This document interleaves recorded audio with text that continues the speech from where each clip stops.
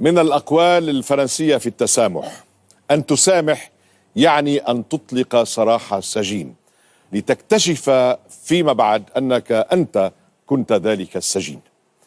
القصة اللي راح نشوفها الآن ما لها علاقة بهذا المثل. القصة يعني شوي صعبة، راح نخبركم عن كل تفاصيلها، ولكن بالأول بدنا نستقبل صاحبة المبادرة نادية رشدي.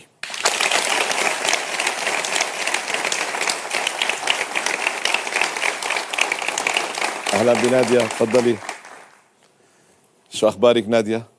ماشي الأمور؟ كل شيء تمام؟ كيف أحوالك؟ الحمد لله كويسة. عيالك؟ عندك أولاد؟ عندي بنت. بنت قديش عمرها؟ عندها 4 سنين. 4 سنين. نادية عندها قصة مع صديقتها فاطمة، أو بالأحرى بنت عمتها فاطمة. نادية كانت عايشة بنفس المنزل مع فاطمة، أي بمنزل فاطمة. فاطمة كانت متزوجة وعايشة مع زوجها ومبسوطين ومرتاحين، وإذ ما بعرف لعب الشيطان، زوجها يعجب بنادية، نادية تعجب بزوج فاطمة، بيتزوجها سرا في المنزل وبيخليها بالمنزل، وبتبقى هي وفاطمة وزوجها سنة والزوجة لا تعرف شيئا. بعد سنة اكتشفت الزوجة اللي اسمها فاطمة، اللي بتكون بنت عمتها، يعني هي بنت خالها لفاطمة، اكتشفت الأمر وعرفت انهم متزوجين لهم سنة. طبعا تشاجروا، طردتها من المنزل، وصار في قطيعة عمرها 7 سنوات. اليوم جاي نادية بعد ال7 سنوات، تعبها ضميرها، اشتاقت لبنت عمتها، جاي لحتى تحاول انه تصالحها وترجع العلاقة كما كانت، او بالاحرى يعني ترضى عنها بنت عمتها، يمكن ما ترجع العلاقة مثل ما كانت. نادية، موضوعك صعب. انا بشكرك انك جيتي لهون، وهيدي شجاعة منك انك تجي تخبري قصتك، بس القصة فيها خيانة، انت بطلتها، وزوجها لفاطمة بطلها ايضا. على فكرة تزوجت او كانت مزوجة نادية لزوجها لفاطمة. شو اسمه زوجك؟ أنا جوزي كنت متجوزة قبل كده وطلقت وجوزت جوز بنت عمتي. ايه هذا اللي تزوجتيه شو اسمه؟ كان هشام. هشام. هشام رجع طلقها، هلا مطلقة انت؟ طلقني، وبعدين لجأت لبنت عمتي عشان خاطر اقعد معاها فترة، وشالتني من على الأرض شين. رحت لها عشان خاطر أنا كنت متخانقة مع أهلي مشاكل. اسمعي، مش عم تفهميني، أحسن ما نضيع المشاهدين. هيدي الموضوع الزواج السابق شو بدنا فيه؟ أيوة. انت تزوجتي هشام. أيوة. هلا هشام طلقك، مش كده؟ أيوة. هلا انت وين؟ أنا مطلقة وقاعدة ببيت أهلي. قاعدة ببيت أهلي. هلا انت جيتي، شو بدك من فاطمة؟ عايزة ايه منها؟ عايزة أصالحها. جيت حاولت أصالحها كتير، ما رضيتش، وحاولت أتصل بيها غير كذا خط عشان خاطر أصالحها، برضو ما رضيتش. وأنا جاية عشان خاطر أتأسف لها وأعتذر لها باللي أنا عملته، علشان خاطر أنا ندمانة وطلع مش كويس. ندمت إن أنا خسرت بنت عمتي عشان خاطر واحد فرق ما بيني وبين أختي وبنت عمتي. فأنا جاية أعتذر لها قدام الناس. يعني كيف تصرفتي هيك مع بنت عمتك؟ يعني أنت يعني أوكي دخل الشيطان، بس بنت عمتك حضنتك بعد طلاقك الأول، وسكنتي معاها واهتمت فيكي وكانت كتير كويسة يعني معاكي، مش هيك؟ أيوة كانت كويسة وكانت شايلاني على الأرض شيل. نعم. بس أنا ندمانة اللي حصل. بس غصب عني، يعني كانت بتسيبني مدة، يعني أنا وهو كان بيحاول يكلمني وقع ما بيني وما بينها، بس أنا ما كنتش قصدي إن أنا أجرحها أو كان قصدي إن أنا أخونها. بس وتزوجتوا بالسر عنها؟ جوزنا في السر، قعدنا سنة متجوزين في السر، وقاعدين بنفس المنزل، قعدنا في نفس البيت من غير ما هي تعرف. فحاول شكت ما بيني وما بينه إن أنا في حاجة بيني وبينه، فسابت البيت، سابته ومشيت. فاحنا فضلت مستمرة معاه في السنة، فضلت مستمرة معاه، بس شفت بني آدم تاني، وهي خسرتني وانا خسرتها ومشيت. كان عندها اولاد هي؟ ايوه كان عندها ولد وبنت. ولد وبنت. اخذتهم معاها؟ اخذتهم معاها. سابت البيت ومشيت، وانا فضلت معاه. فضلتي معاه؟ هلا خلفتي منه ولا كان عندك بنت؟ لا انا ما كانش عندي بنات، انا مخلفه منه الطفله اللي معايا منه. بس ندمت. ليش يعني طلقتي انت وياه؟ انا اتطلقت منه هو علشان خاطر هو مش كويس. هي كانت مستحملاه، كانت عايشه معاه على الحلو وعلى المر، وكانت مستحملاه. بس انا ما استحملتوش، انا قعدت معاه سنه ما استحملتش. طلع مش كويس، وطلع بيشرب، طلع بيعمل حاجات كتير. يا ستي طيب، نحن انا بتوقع انه تكون ردة فعلها عنيفة جدا، لانه مش هتغفر لك الشيء اللي حصل. يا رب تسامحني عشان خاطر انا ان بجد شاء الله، محتاجه أنا انها ان شاء الله ان شاء الله يعني بتامل انه تقدر تسامحك، بس خطيئتك كبيرة. ايوه عارفه. يعني فيها اكثر من خيانة، فيها اكثر من خيانة، مش رح اقول لك شو، بس فيها اكثر من خيانة. على كل حال نحن وجهنا الدعوة لفاطمة، رح تجي فاطمة يمكن، خلينا نشوف اذا وافقت.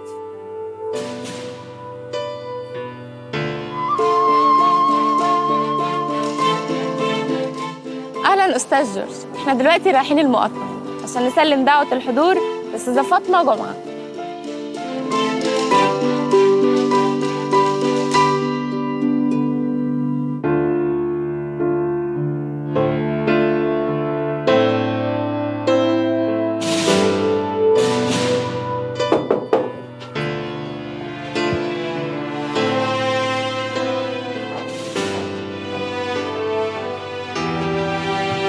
ايوه مساء الخير. مساء النور يا فندم. حضرتك استاذه فاطمه جمعه؟ يا فندم. عندك 29 سنه مظبوط؟ مظبوط. طيب انا اسماء سعيد من برنامج استاذ جورج كرداحي، جاي اوصل لحضرتك دعوه لحضور البرنامج معانا. استاذ جورج؟ ايوه. طب وهو عرف يعني عنواني منين او عرفتني منين؟ حضرتك كل بياناتك عندنا عند فريق الاعداد، وهو هيكلم حضرتك وحضرتك ممكن تستفسري منه عن اي حاجه عايزه تعرفيها. طب هو البرنامج يعني عن ايه بالظبط؟ البرنامج احنا فيه بنختار بعض الشخصيات عشان يكونوا موجودين معانا في البرنامج، حضرتك من ضمن الشخصيات دي. حضرتك قبلت الدعوه؟ اكيد طبعا، هو حد يرفض طلب استاذ جورج بحد؟ ميرسي. ماشي اوكي يا استاذ فندم. جورج، استاذه فاطمه قبلت الدعوه جايه ان شاء الله. ان شاء الله. باي باي. باذن الله. باي باي يا فندم.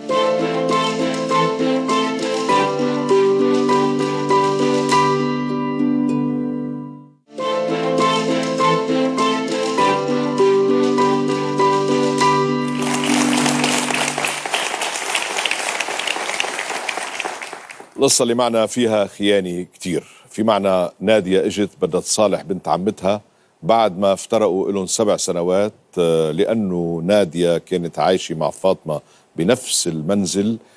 فاطمة كانت متزوجة، بقى صار في علاقة بين زوجها لفاطمة ونادية، وتزوجوا بالسر عن فاطمة. بقى القصة هلأ اني بتفهموها أكثر، يعني اللي ما تبعنا بالأول هلأ بيفهمها من الضيف الآخر اللي اسمه فاطمة. فاطمة موجودة الآن في الخارج تنتظر إشارة، بدنا ندعوها لفاطمة. خليها تفضل.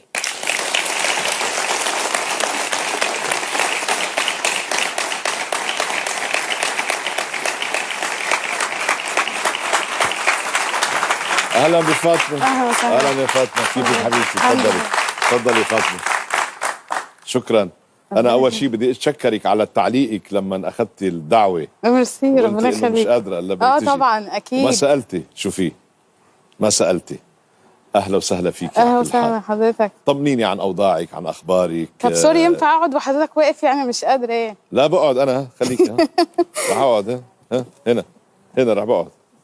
قاعديني هنا هيك كويس؟ تمام. يلا يا فطوم، أخبارك إيه؟ الحمد لله تمام. نحكي هيك بالمباشر.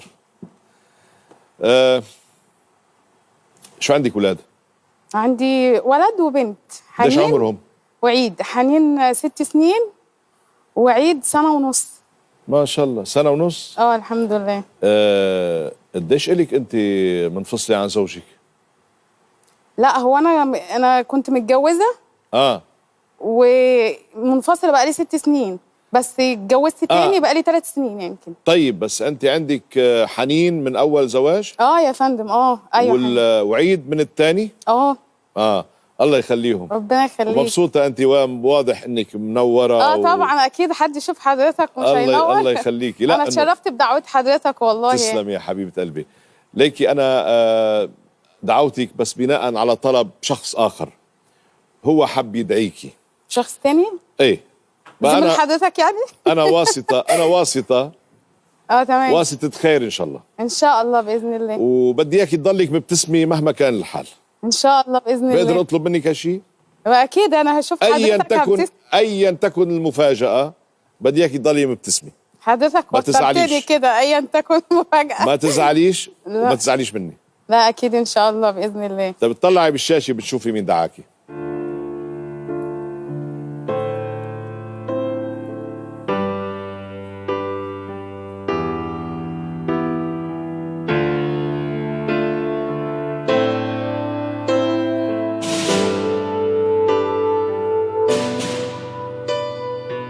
لا بص يا استاذ جورج، لولا احترامي لحضرتك انا ما كنتش قعدت في المكان ده. بدك تضلي مبتسمه.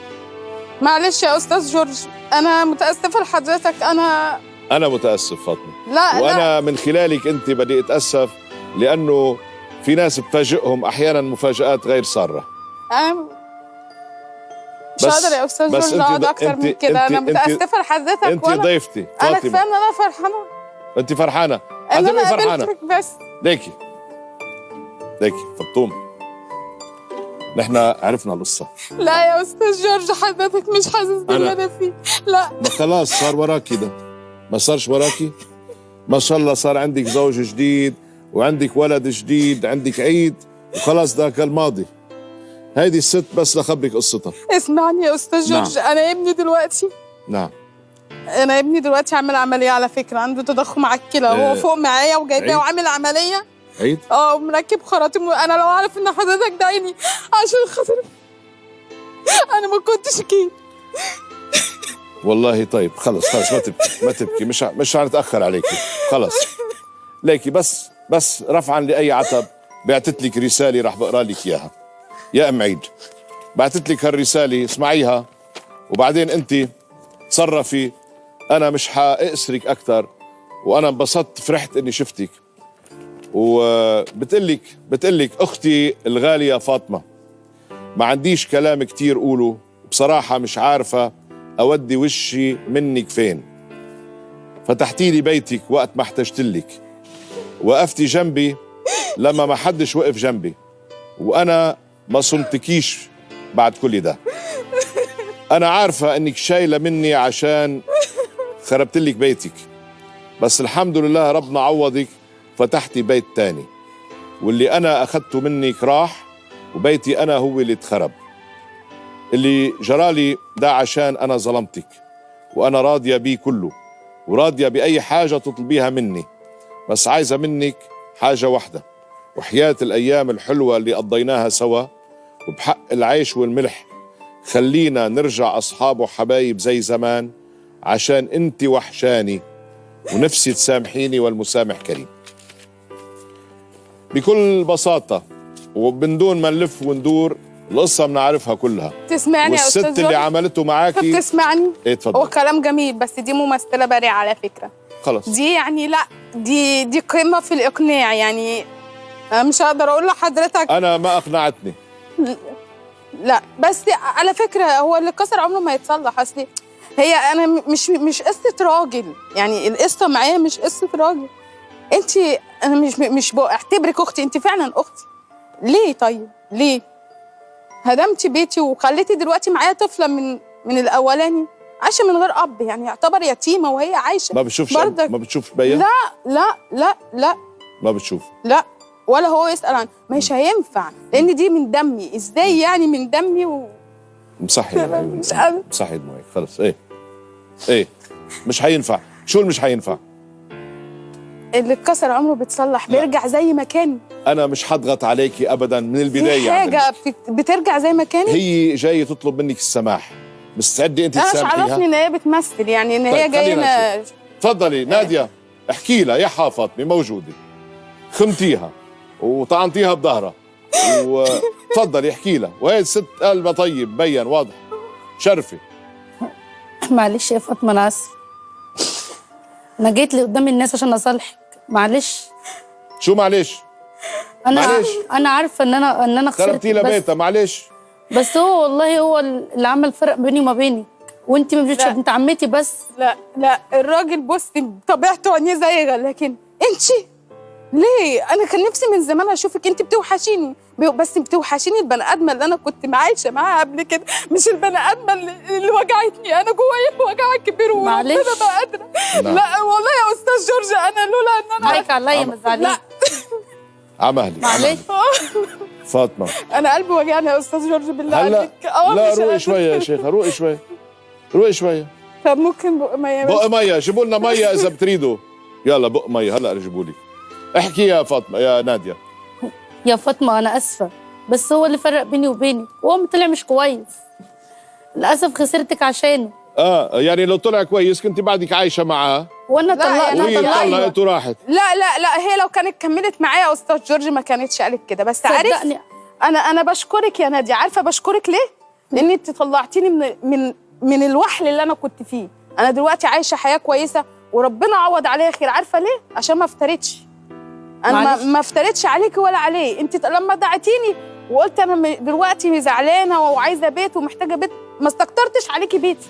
ليه تعملي كده يا استاذ جورج؟ ده انا كنت بروح الشغل واسيبهم عادي. انا واثقه ان هي اختي من دمي، عمرها ما نعم. تعمل حاجه. سيبك بس- منه، هو يعتبر غريب. هو اي نعم جوزي بس نعم. مش من دمي. ما كلناش انا وهو مثلا من زمان وقعدنا مع بعض من زمان، لا دي عشره اكتر. 29 أكيد، سنه دلوقتي. أكيد. بنت هو كان عمتي. مثلا حوالي 3 سنين عشتها معاه.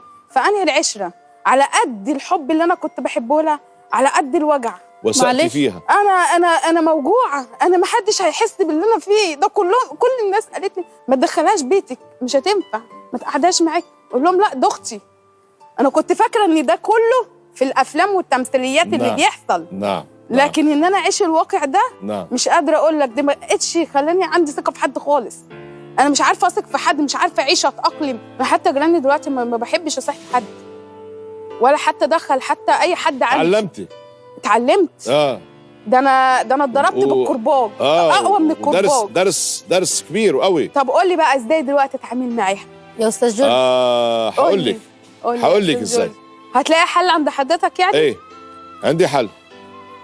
هلا اجت اعتذرت منك واجت قالت لك تسامحيني، وقفت قدام الملايين وطلبت السماح، وهي يعني هلا امام الملايين بهدلت نفسها، فضحت نفسها عشان تكفر عن ذنبها وتعتذر منك. حقك عليا، ما زعليش. لحظة خلاص. لحظة يا نادية، أنت مالكش حق تحكي بقى، خلاص. أنت بقى بس فقط إذا كان أنت قلبك كبير وبعدها بتعني لك شيء باعتبار في دم بينك وبينها، والماضي مضى وأنت تزوجتي والله يوفقك بزواجك ومعك رجل كويس. الحمد بتحبيه. لله نحمد. بقى فيك تقولي لا أنا الحمد. سامحتك والماضي ونعفو عن الماضي ونخلص. ودخلها لأنه بيتي هذا تاني؟ أنت هذا البرنامج ادخلها بيتي تاني يا استاذ لا جورج؟ لا ما تدخليها، ما تدخليها ولا تعرفيها على زوجك. على فكره انت عملت ولا فيا تعرفيها على خير. زوجك الحبه التاني. انا اقول لك حاجه، انت عملت فيا خير، ما عملتيش فيا شر. ان انا دلوقتي الحمد لله عايشه احسن منك، وربنا وقعك في شر اعمالك ان انت قعدتي معايا، وانتوا تستاهلوا بعض اصلا. انتوا ما كنتوا انتوا اللي تنفعوا لبعض، لكن انا ما ينفعش معايا. حقك عليا. طب انا جايه لك ما قدام الناس ينفعش. كلها، قدام استاذ جورج، ما ينفعش سامحيني. معايا. معلش انا ما اسف. ينفعش يا استاذ جورج، صدقني. انت ليكي ما حدا غيرك بيقرر فاطمه. استاذ جورج على فكره انا ابني فوق تعبان والله. حبيبتي لا أنا ما بدي سايباه اخري ما بدي اخرك بس فاطمة. يمكن انا لو سامحتها نعم. ربنا يشفي ويعفو عني. الله يبارك فيك. يعني الله بخلاف يبارك ان فيك انا فيك كبير حضرتك يعني حقك كفايه ان عليا. انا شفت حضرتك الله وان هي يخليك. وصلتني بحضرتك. والله ان الله انا يخليك. نفسي من زمان بجد. والله انا شرفتيني يمكن بزيادة. ربنا يعفو عني ابني ان شاء الله باذن الله. ان شاء الله والله يشفيه يا رب. وسلامة قلبه بعده سنة يا ونص رب. عمره. اه سلامة قلبه. عنده تضخم في الكلى. لا ان شاء الله ان شاء الله يا ان شاء رب. الله الاطباء بيعالجوه يا رب وبعناية الله ان شاء الله يا بيشفى رب ان يا شاء الله. استاذ جورج يا رب. بركي اذا سامحتيها كمان بيساعد هالشيء. يمكن. ايه رايك؟ طلعي فيها لشوف، قولي لها. انا سامحتك يا ناديه، يمكن ربنا يعفو عن ابني وعشان خاطر استاذ جورج برضه. برافو. حقك عليا، ما زعليش.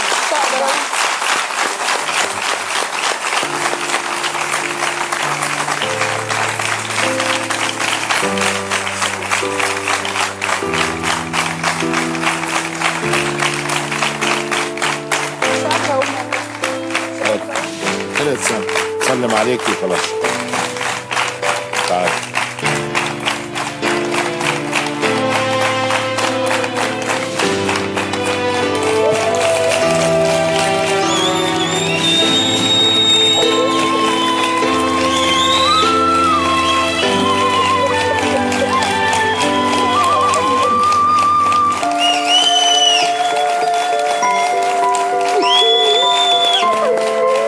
يلا يلا وحشتيني.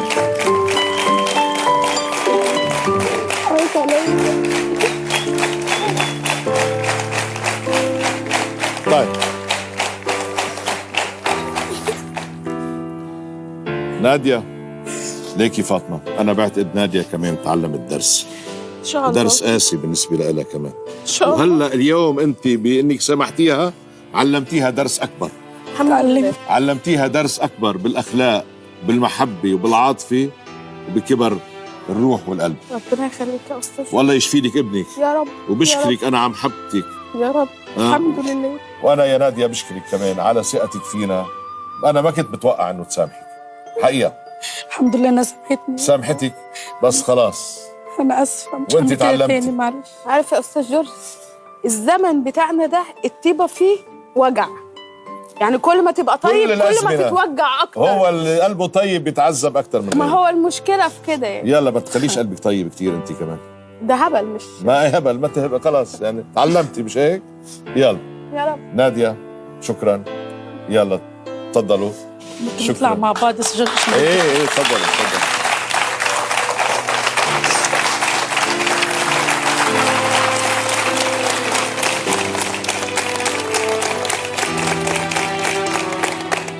يعني ما فيني الا شيء كنت بدي الا انه قللوا زياراتكم بين بعض، بس خلص هلا المهم انه مسكينه قلبها طيب فاطمه، ويعني هنيئا اللي بيكونوا قلوبهم طيبه بهذا الشكل. الى اللقاء دائما مع المسامح كريم.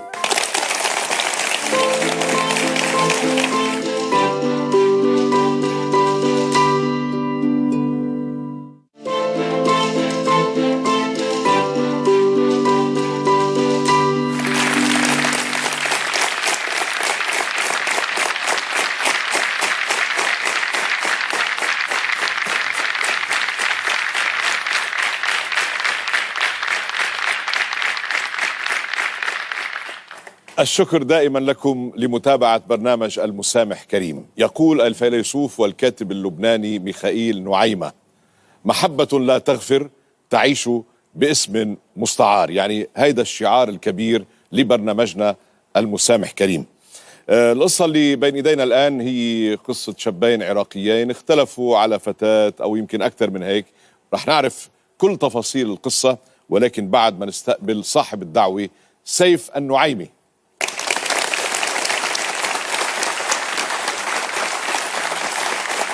اهلا بسيف. كيفك سيف؟ تفضل.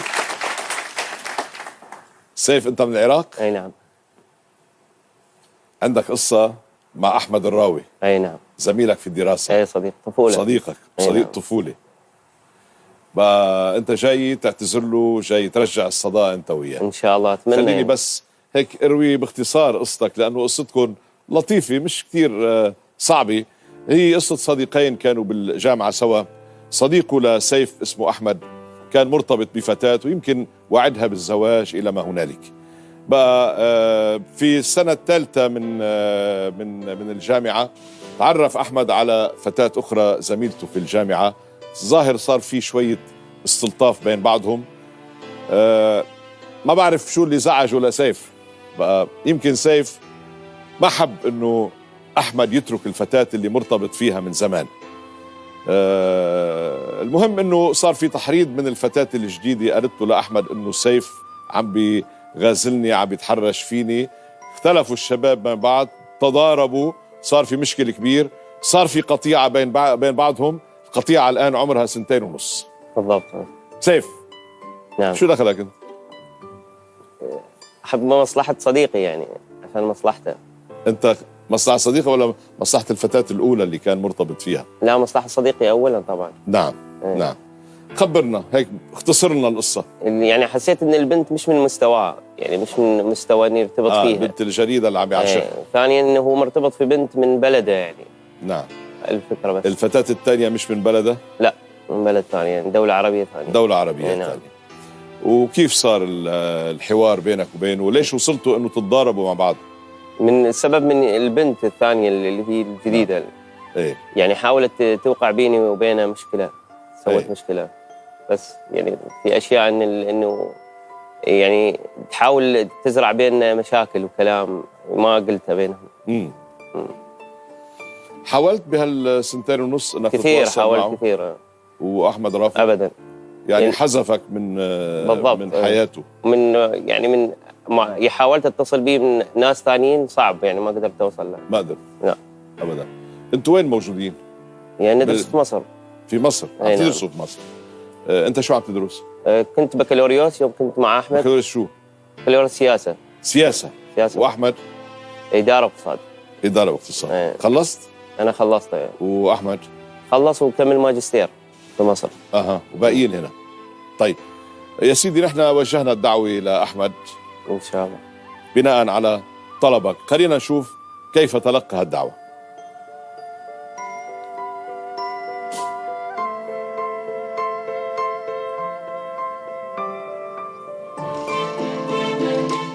اهلا استاذ جورج، احنا النهارده رايحين المهندسين عشان نسلم دعوه الحضور للاستاذ احمد الراوي.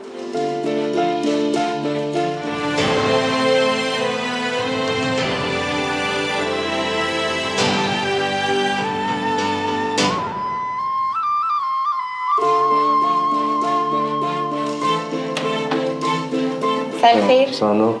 حضرتك استاذ احمد الراوي؟ نعم. عندك 27 سنه صح؟ نعم خريج بزنس. بالضبط. طب انا اسماء من برنامج جورج كرداحي، أهلا وسهلا. جاي اوصل لحضرتك الدعوه. دعوة شنو؟ دعوه لحضور البرنامج. بس ما طلعت في التلفزيون قبل، أي برنامج؟ عادي يا فندم، دي فرصه سعيده يعني، هو برنامج جديد فكرته مختلفه يعني. طيب أوكي. قبلت الدعوه؟ قبلت الدعوة. استاذ جورج، استاذ احمد قبل الدعوه، جاي ان شاء الله. مع السلامه. مع السلامة.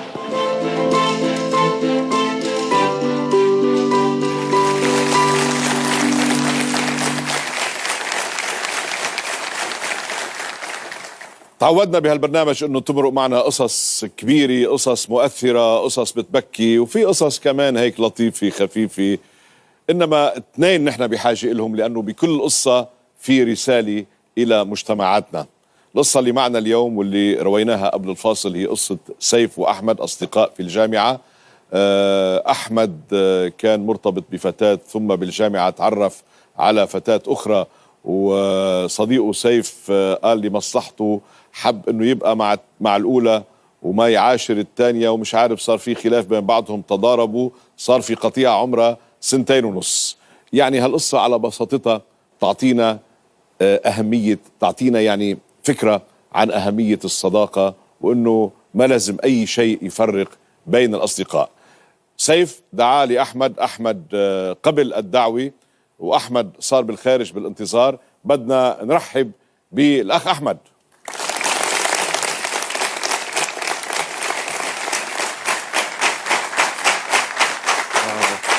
اهلا اهلا باحمد. اهلا احمد، كيفك حبيبي؟ كيف صحتك؟ اهلا وسهلا فيك. أهلا بك. كيفك احمد؟ الحمد لله، الله يسلمك. تمام. طمني، كيف امورك؟ كيف والله الدراسه؟ الحمد لله. ماجستير ماجستير نعم. بالاداره والاعمال إدارة أعمال. والاقتصاد. أي إدارة الله أعمال. يوفقك. شو الله ناوي يسلمك. تعمل بالمستقبل؟ والله يعني ترجع على العراق؟ إن شاء الله. ناوي؟ إن شاء الله. انتم من وين من العراق؟ احنا من بغداد. من نفس بغداد. ايه. الاهل بعدهم هناك؟ الأهل والله في الأردن. في الاردن. ايه. بسبب الأوضاع طبعا ايه. طبعا الله يساعد. الله هو يفرجها إن شاء الله. هو العراق اللي بالاول بدا يتاذى، واهل ايه. العراق. الحمد لله. الله المهم يفرجها. انه اموركم كويسه. الحمد لله. كويسه.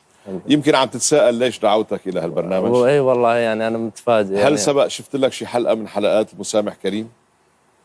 مسامح كريم. البرنامج هذا البرنامج. شفت كم برنامج حلقة. اسمه المسامح اي كريم. شفت كم حلقه. شفت كم حلقه؟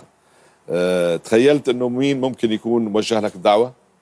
والله متفاجئ يعني انا ما يعني ماكو احد ببالي ابدا. ابدا.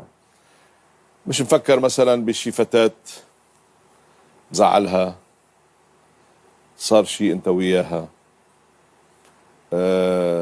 تخليت عنها؟ والله فكرت بشيء من هذا النوع؟ لا ما فكر يعني. ما في حدا بحياتك هيك حصل معك مشاكل معه؟ لا في يعني هي الحياه مليانه كتار؟ مشاكل في كتير؟ يعني. كم واحد عندك لا مشاكل؟ والحياه مليانه مشاكل تعرف. اي بس صحيح. يعني ما توقعت انه توصل مثلا برنامج انه احد انه يدعيك الى برنامج. اي ما توقعت. امام الناس. اي ما توقعت الصراحه. وشوفوا هالشبوبيه الحلوه الله يسلمك. ما توقعت والله. طيب احمد، انت بدك تعرف مين دعاك، يا ريت. بدك تطلع بهالشاشه.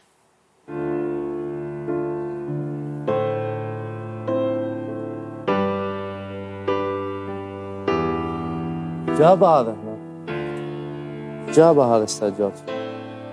طيب هلا لا زي فهمني جابه، يعني هلا انت بالله. جايبني لهالبرنامج عشان هالشخص. لا خليني اقول لك هلا شو جاب، لا، بعدين لا. بحكي. انت جاي لعندي مش علشان الشخص. لا استاذ جورج، انا لو اعرف هالبرنامج على هالشخص ما اجي الصراحه. طيب معلش. لا اعذرني. طيب اقعد شوي. اعذرني، لا لانه هذا الشخص يعني سوى مواقف كثيره. نعم. سوى مواقف كثيره مثل شو؟ وخلص ما يعني هذا فرقني عن اعز انسان على حياتي، يعني المفروض ابني مستقبلي. فهذا الشخص ما يستاهل. اعذرني. خرب لك حياتك يعني؟ فيك تقول؟ تقدر تقول خرب لي حياتي، فما يستاهل. ما يستاهل. طب هلا نحن لا شفناك ما وتعرفنا عليك. أه. انا بدي احكي انا وياك شوي. سيبك منه خلص. سكته. هو وين مش عايز. وينه؟ في بغداد. اقعد. لا وينه هو وين؟ بغداد يا رجل. شلون الكاميرا بغداد؟ اخذته من بغداد. اقعد هلا. اجلس هلا نيه. لا استاذ جورج، هو وين فهمني. احمد فهمني بس فهمني استاذ جورج، في وين هو؟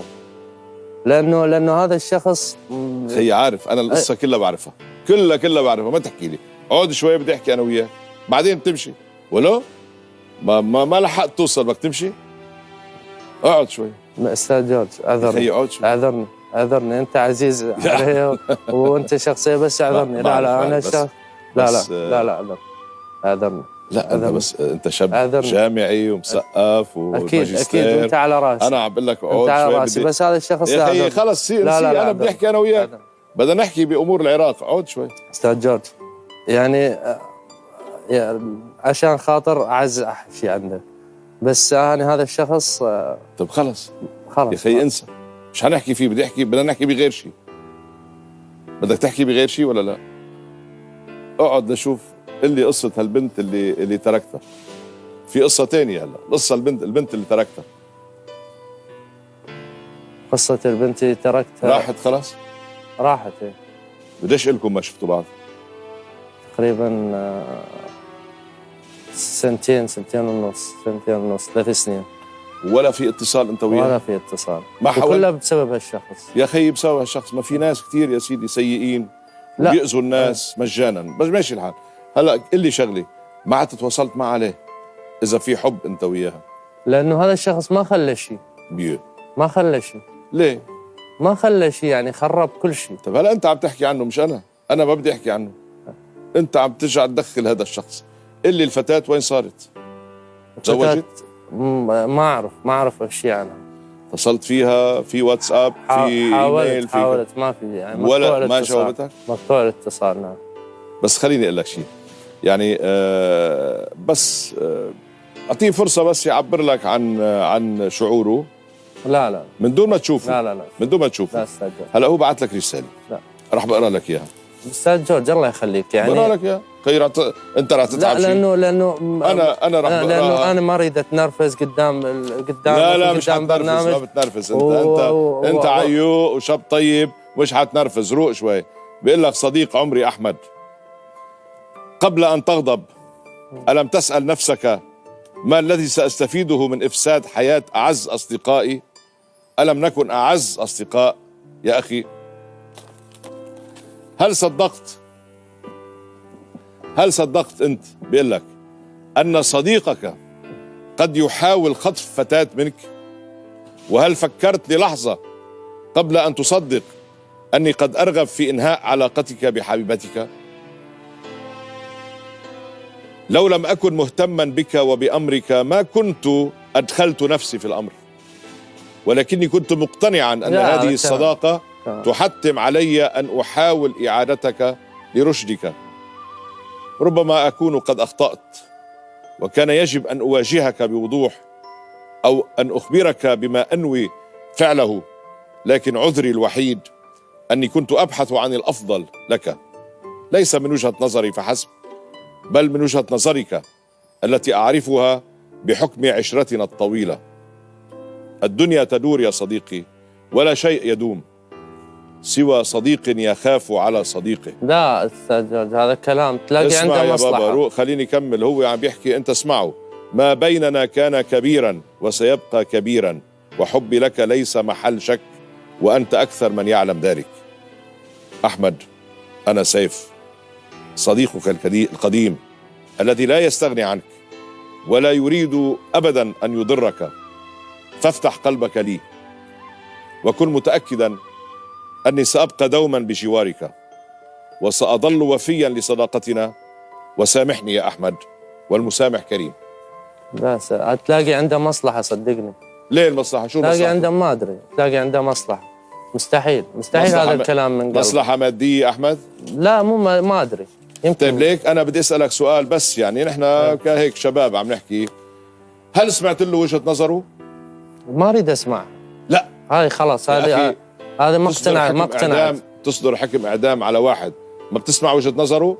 خلاص، ما أنا إذا مقتنع فيه أصدر أحكم عليه. عم بيقول لك شوف رسالته شو مو واضحة، مقتنع. إنه أولا هو حريص على مصلحتك ولا ممكن يفكر بالإساءة إلى مصلحتك، وحريص على مصلحتك من وجهة نظرك أنت لأنه بيعرفك، هيك قال. لا. شو؟ لا، أنا آسف. بدنا نسمع. لا أستاذ جورج، أرجوك، لأنه مجرد صورته وصوته راح ينرفزني، فخلاص أستاذ جورج أنا آسف. خي منيح شو معك؟ إذا نرفزت يعني شو أنت عندك أعصاب؟ لا أستاذ، بدك بنعطيك حبة مهدئ يعني، شو هالقصة؟ لا أستاذ جورج، روق شوي. لا. يعني إذا نرفزت أستاذ جورج، أنا خلاص، أنا جيت البرنامج ما بدك تسمعه؟ ما بدك وجيت تسمعه؟ عشان خاطرك. ما بدك تسمعه؟ لا خلاص؟ لا خلاص، ما أقدر راح يعني يمكن يطلع مني تصرف غير لائق، ما أقدر. أنا آسف.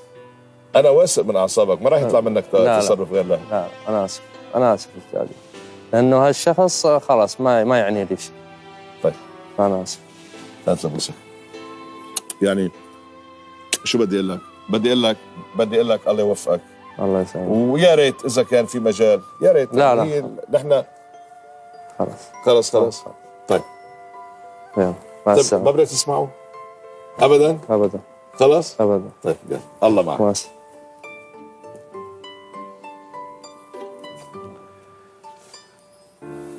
يا سيف،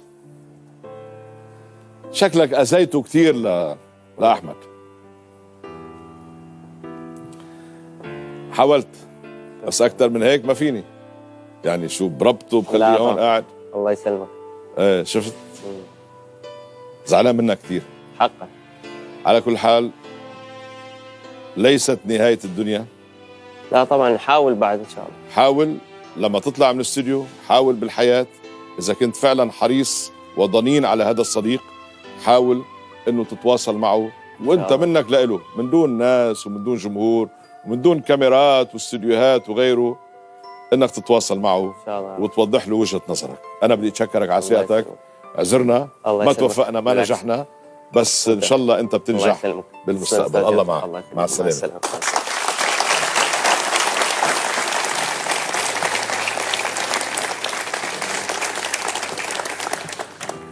يعني مش دايما ننجح، هالبرنامج هو هيك، كثير قصص بتكون أصعب من هيك إنه ننجح فيها، ولكن هالقصة لأنه هالشاب عنده موقف ثابت وخلص حاطط براسه إنه حذفه من حياته لصديقه ما رضي.